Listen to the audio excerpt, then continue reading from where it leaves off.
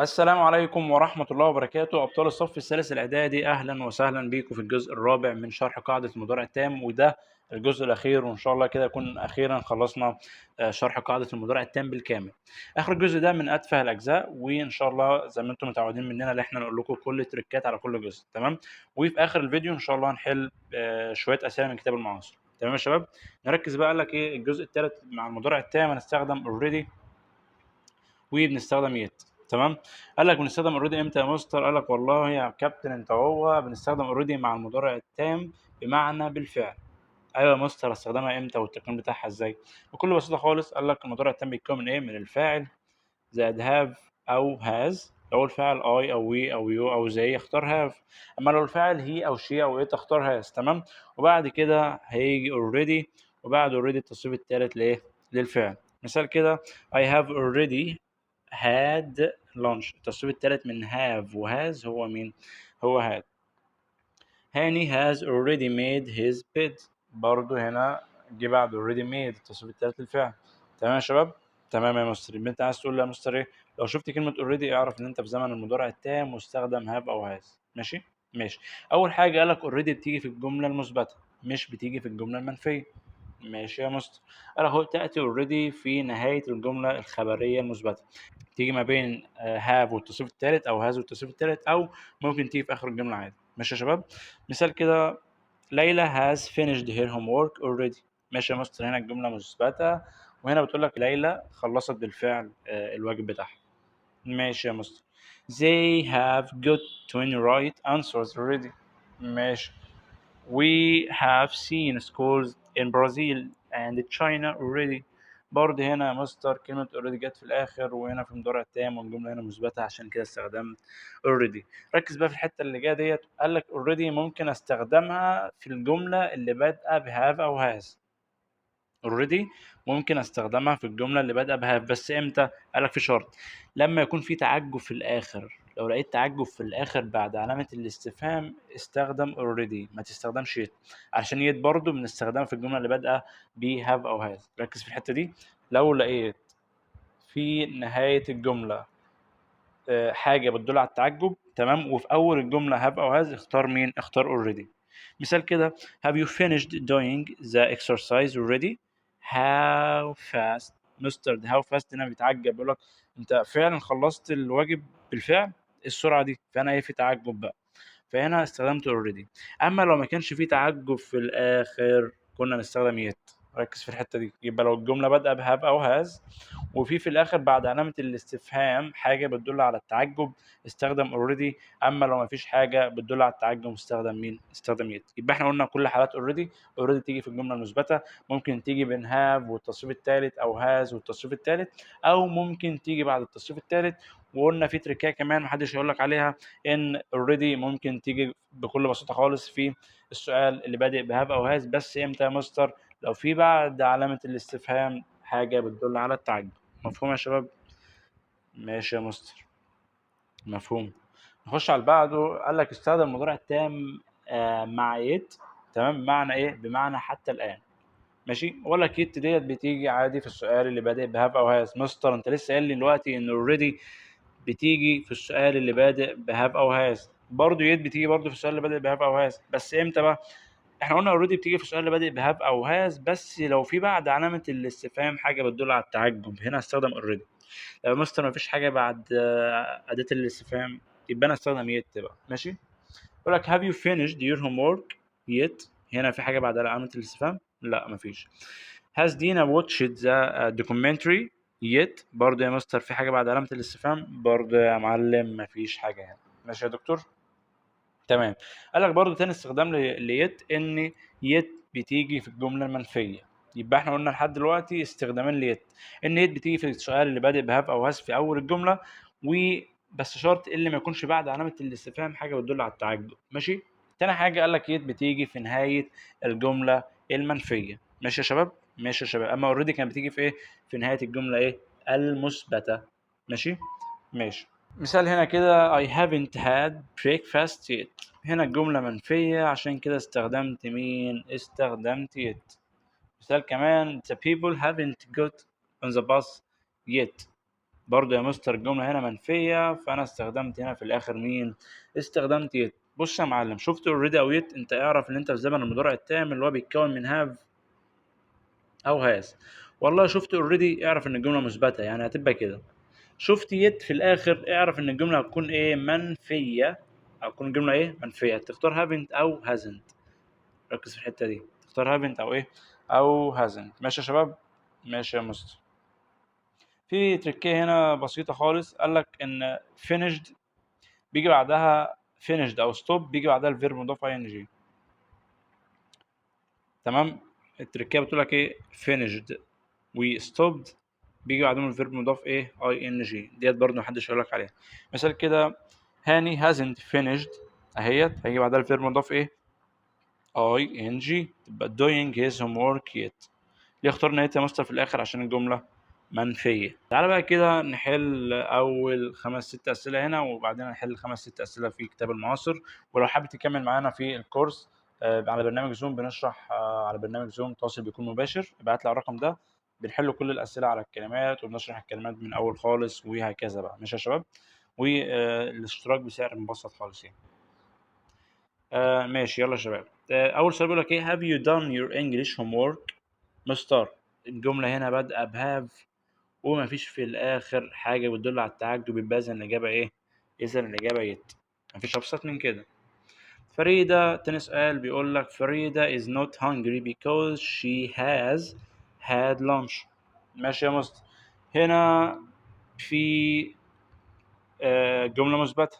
ماشي، يبقى أنا أول حاجة استبعد يت، تمام، وهستبعد جوالي. افضل اوريدي ويفضل نيفر، الاثنين بيجي في الجمله المثبته يا مستر. انت قلت لي قبل كده ان نيفر بتيجي في الجمله المثبته. تمام. هنا بقى معنى الجمله هو اللي هيحكم. بيقول لك ايه؟ فريدا is not hungry، هي مش جعانه because she has not had lunch. انا عايز بقى اقول ايه؟ علشان هي ما اكلتش ولا عشان هي بالفعل اكلت؟ يبقى هنا already بالفعل. السؤال اللي بعده رقم 8 بيقول لك ايه؟ I haven't finished my homework. هنا مستر الجمله منفيه، فاذا نختار مين؟ اختار يت. ليه؟ عشان الجمله منفيه. داليا finished cooking. احنا قلنا finished بيجي بعدها الفيرب مضاف ايه؟ لو لاحظت هنا اي ان جي. داليا ديت مفرد يا مستر، يبقى استبعد. آه ده كلهم ينفعوا، كلهم ينفعوا. طب ماشي، كانت بيجي بعدها الفعل فين؟ في المصدر.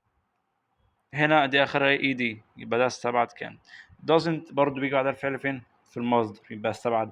يفضل isn't ويفضل hasn't، برضو isn't هيجي بعدها الفيرب مضاف ان جي على طول، فانا استبعدها. يبقى اذا الاجابه ايه؟ الاجابه hasn't بكل بساطه، عشان hasn't بيجي بعدها التصريف ايه؟ التصريف الثالث للفعل. السؤال رقم 11 بيقول لك ايه؟ داليا تو طنطا يت. مستر انت قلت لي ان يت بتيجي في نهايه الجمله المنفيه، يبقى انا عايز هنا نفي، وعايز نفي فين؟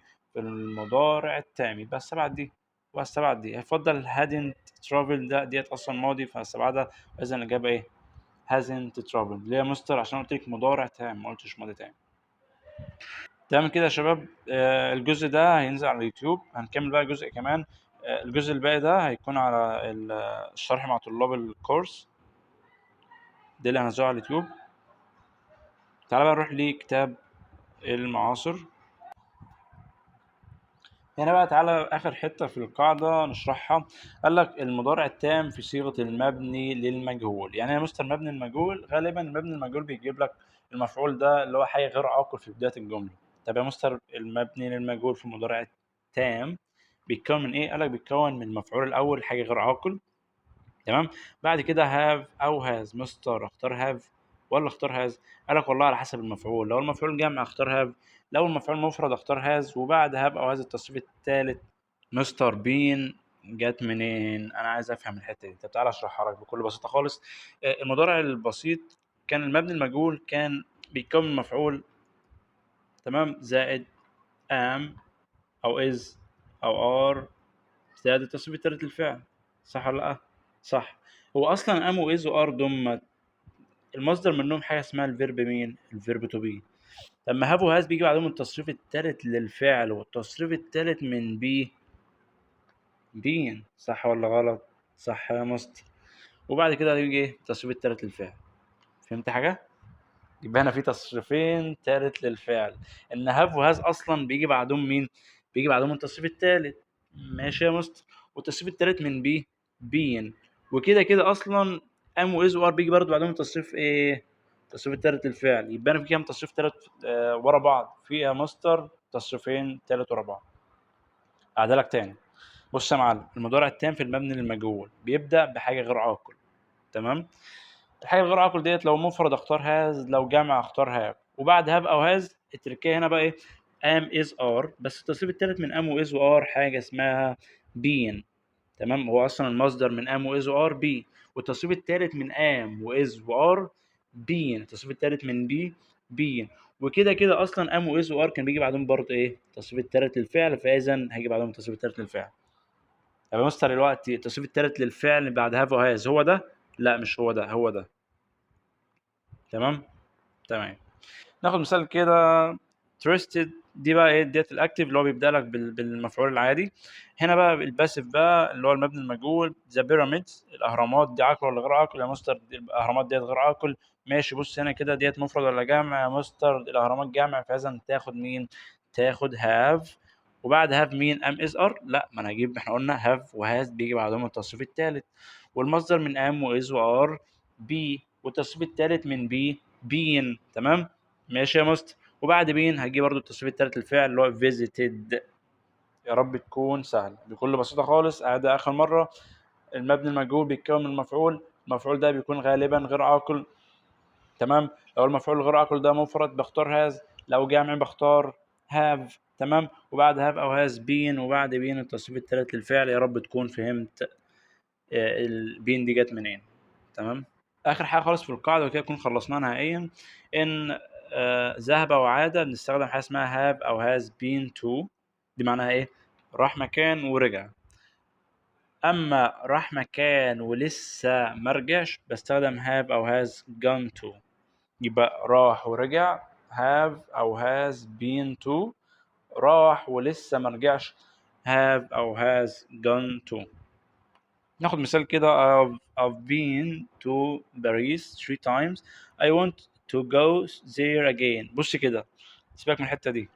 بيقول لك ايه؟ انا عايز اروحها تاني. معنى كده اللي هو بيقول لك انا زرت باريس 3 مرات وعايز اروحها تاني. معنى كده اللي هو راح وايه؟